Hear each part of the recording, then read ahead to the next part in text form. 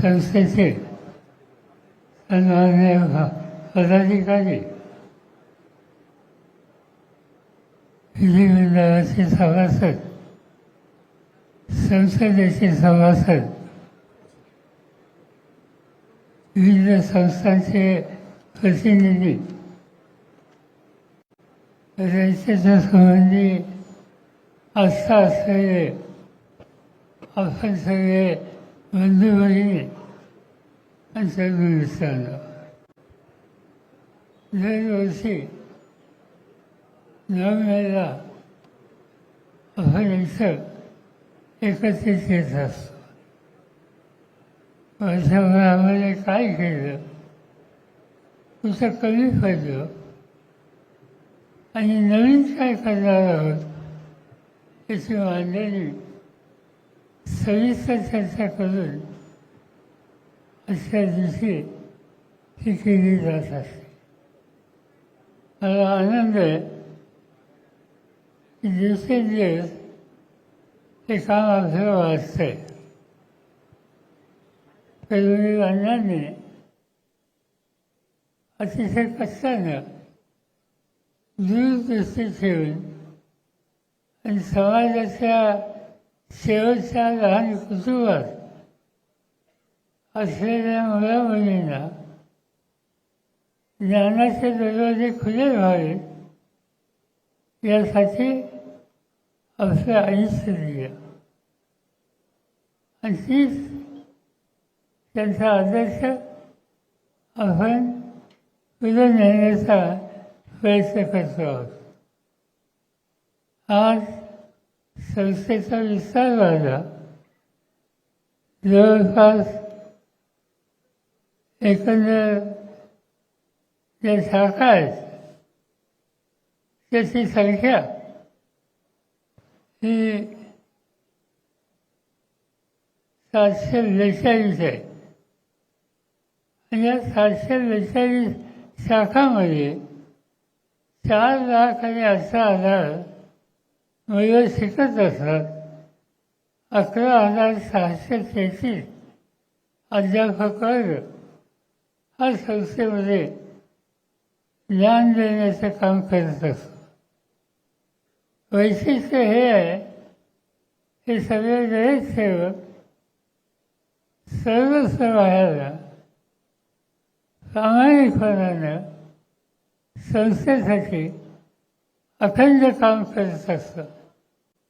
आज या संस्थेची उंची वाढली, विस्तार वाढला, अनेक क्षेत्रामध्ये योगदान झालं. याचं श्रेय हे देत असताना त्याचा फार मोठा वाटा हा सेवकांचा आहे. आणि म्हणून मी या सगळ्या सेवकांचं अंतःकरणापासून अभिनंदन करतो. यावेळेला काही ना काहीतरी नवीन रचना आपण घेत असतो. आपल्याला असंच असेल. याच्या आधीच्या बैठकीमध्ये मी आग्रह केला होता की आता जग बदलत आहे. जगामध्ये वेगळे विचार दिसतात. एक नवीन संकल्पना जगाने स्वीकारली आणि ती संकल्पना ही कृत्रिम बुद्धिमत्ता, आर्टिफिशियल इंटेलिजन्स ही आहे. आणि त्याच्यापासून रयतेला मागं राहून चालणार नाही. मी श्री दळवी आणि त्यांच्या सरकारांना धन्यवाद देतो की यासंबंधीची भूमिका त्यांच्यासमोर मांडल्याच्या नंतर फार मोठा वर्ग रयतेच्या सेवकांचा या क्षेत्रामध्ये उतरला आणि आमची खेड्यापाड्याची मुलं मुली आज AIच्या संबंधी चर्चा करायला लागली. त्यासंबंधीची त्यांची मतं द्यायला लागली आणि त्याची उपयुक्तता कशी करून घेता येईल यासंबंधीचा विचार हा त्या ठिकाणी करायला लागली.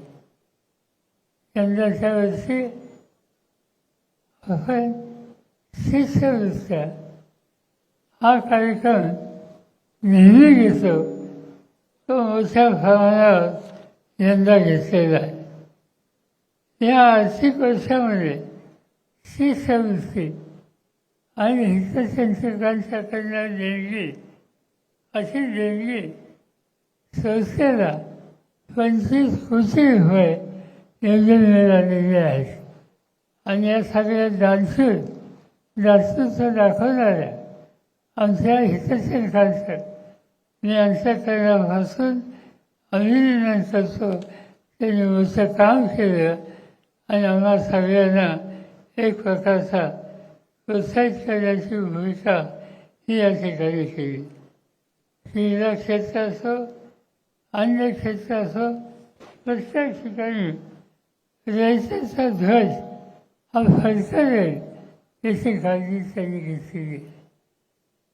एक गोष्ट माझ्या मनामध्ये होती की अलीकडं जगातल्या काही महत्त्वाच्या विद्यापीठांचा आणि रयतेचा एक संबंध वाढला पाहिजे, नातं वाढलं पाहिजे आणि त्या दृष्टीने प्राध्यापक नरावले ज्यांनी आजच्या तुमच्याकडे माहिती दिली त्यांना इंग्लंड अमेरिकेला पाठवलं होतं आणि सुदैवानं जगातल्या चांगल्या संस्थेमध्ये त्यांना सुसंवाद करता आला आणि त्या संस्थेच्या मदतीनं तिथं काही नवीन प्रोसेस हे सुरू करण्याच्या बद्दलची प्राथमिक चर्चा ही झालेली आहे।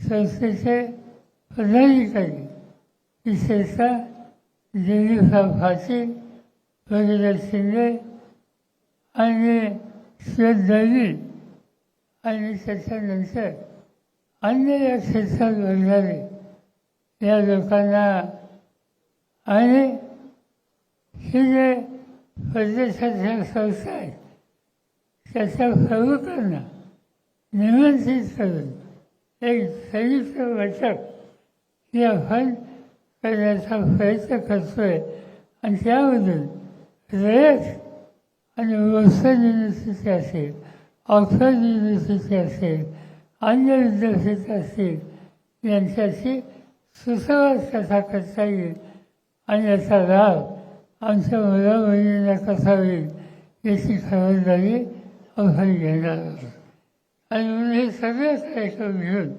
आपल्याला पुढे जायचे। तुम्हा सगळ्यांची साथ पाठिंबा यामुळेच हे शक्य आहे आणि त्याबद्दल तुम्हा सगळ्यांना मी अंतःकरणापासून धन्यवाद देतो। मी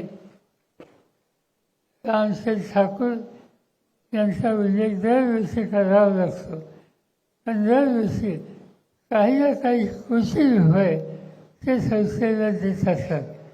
यंदा किती दिले काय असेल नाही।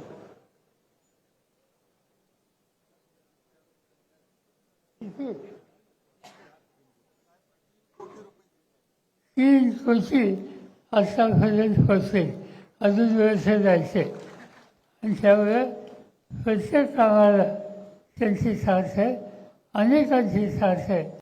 या सगळ्यांच्या सामुदायिक सहकार्यावर आपण हा कार्यक्रम दर्जेदार कसा होईल आणि इथं उत्तम आदर्श नव्या पिढीला सेवकाकडे कसा राहील याची सामुदायिक काळजी घेऊ एवढंच या ठिकाणी सांगतो आणि माझे 2 शब्द संपवतो। जय हिंद, जय महाराष्ट्र। धन्यवाद साहेब।